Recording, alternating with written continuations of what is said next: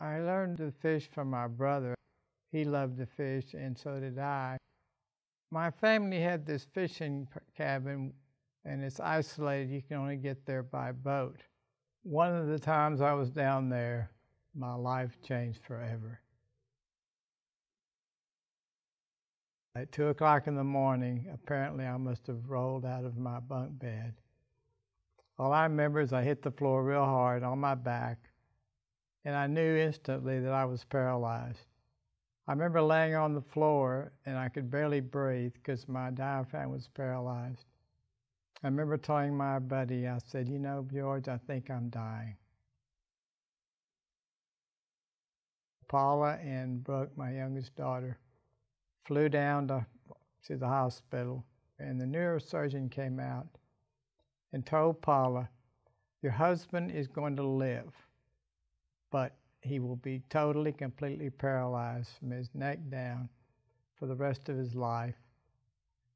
And I remember the scripture, Proverbs 19:21, that says, "Many are the plans in a man's heart, but God is God's purpose that prevails."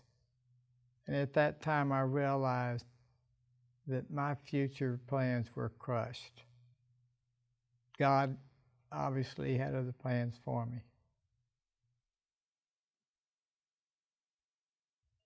There was a man, we called him Big John. He would come in and help me get undressed and help me at night. Paula and I spent a lot of moments talking to him, counseling him. The day before we left, John came into my room and he said, very emotionally, he said, "I just want you to know that you've changed my life." And God was using me for His purpose.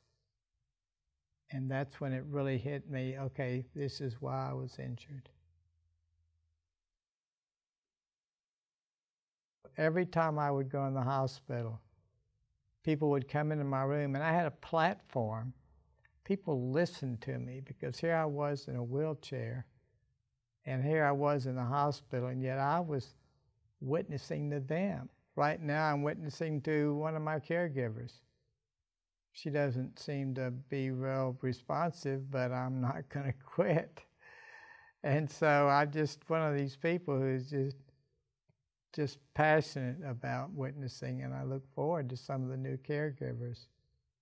And this is my goal, that God will say, "Well done, good and faithful servant." I have come to realize that in many ways I'm glad I broke my neck. So as a result of my injury, I'm a much better man than I was before.